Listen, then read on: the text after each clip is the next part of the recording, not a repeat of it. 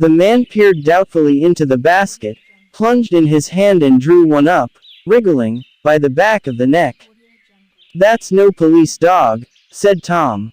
"No, it's not exactly a police dog," said the man with disappointment in his voice. "It's more of an Airedale." He passed his hand over the brown wash rag of a back.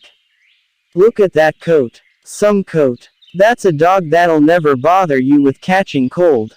"I think it's cute," said Mrs. Wilson enthusiastically. "How much is it?" "That dog." He looked at it admiringly. "That dog will cost you $10. The Airedale, undoubtedly there was an Airedale concerned in it somewhere, though its feet were startlingly white, changed hands and settled down into Mrs. Wilson's lap, where she fondled the weather-proof coat with rapture. "Is it a boy or a girl?" she asked delicately. That dog's a boy." "It's a bitch," said Tom decisively. "Here's your money. Go and buy 10 more dogs with it." We drove over to Fifth Avenue, so warm and soft, almost pastoral, on the summer Sunday afternoon that I wouldn't have been surprised to see a great flock of white sheep turn the corner. "Hold on," I said, "I have to leave you here." "No, you don't," interposed Tom quickly. "Myrtle'll be hurt if you don't come up to the apartment. Won't you, Myrtle?" "Come on," she urged. "I'll telephone my sister Catherine.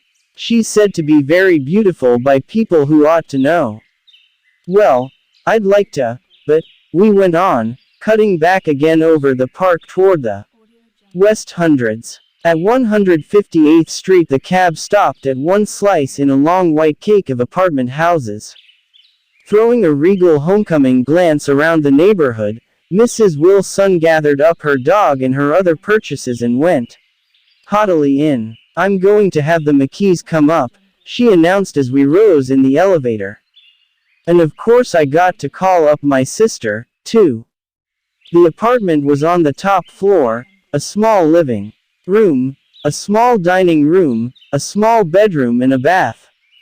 The living room was crowded to the doors with a set of tapestried furniture entirely too large for it, so that to move about was to stumble continually over scenes of ladies swinging in the gardens of Versailles. The only picture was an over-enlarged photograph, apparently a hen sitting on a blurred rock. Looked at from a distance, however, the hen resolved itself into a bonnet, and the countenance of a stout old lady beamed down into the room. Several old copies of Town Tattle lay on the table, together with a copy of Simon Called Peter, and some of the small scandal magazines of Broadway. Mrs. Wilson was first concerned with the dog. A reluctant elevator boy went for a box full of straw and some milk, to which he added on his own initiative a tin of large hard dog biscuits, one of which decomposed apathetically in the saucer of milk all afternoon. Meanwhile Tom brought out a bottle of whiskey from a locked bureau door. "I have been drunk just twice in my life, and the second time was that afternoon, so everything that happened has a dim hazy cast over it, although until after 8 o'clock the apartment was full of cheerful sun." Sitting on Tom's lap, Mrs. Wilson called up several people on the telephone. Then there were no cigarettes, and I went out to buy some at the drug store on the corner. When I came back they had disappeared, so I sat down discreetly in the living room and read a chapter of Simon Called Peter. Either it was terrible stuff or the whiskey distorted things, because it didn't make any sense to me. Just as Tom and Myrtle, after the first drink Mrs. Wilson and I called each other by our first names, reappeared, company commenced to arrive at the apartment door. The sister, Catherine, was a slender, worldly girl of about 30, with a solid sticky bob of red hair and a complexion powdered milky white. Her eyebrows had been plucked and then drawn on again at a more rakish angle, but the efforts of nature toward the restoration of the old alignment gave a blurred air to her face. When she moved about there was an incessant clicking as innumerable pottery bracelets jingled up and down upon her arms.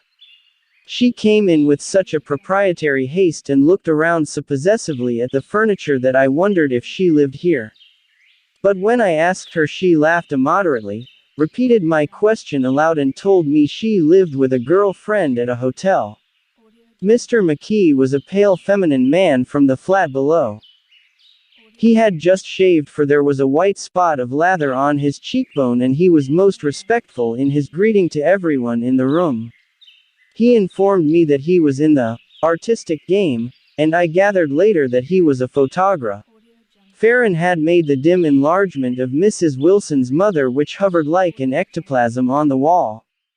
His wife was shrill, languid, handsome, and horrible. She told me with pride that her husband had photographed her 127 times since they had been married.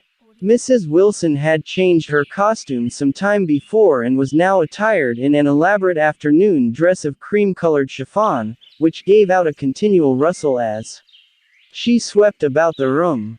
With the influence of the dress, her personality had also undergone a change. The intense vitality that had been so remarkable in the garage was converted into impressive hauteur.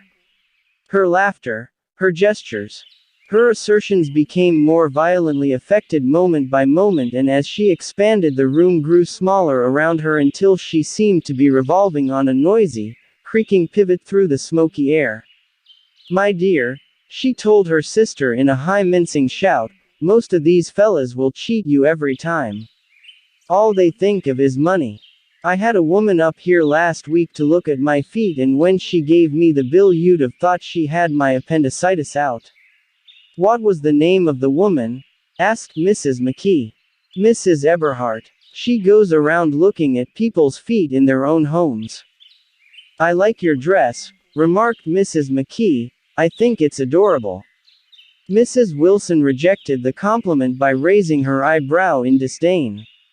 "It's just a crazy old thing," she said. "I just slip it on some times when I don't care what I look like. But it looks wonderful on you, if you know what I mean," pursued Mrs. McKee. "If Chester could only get you in that pose, I think he could make something of it."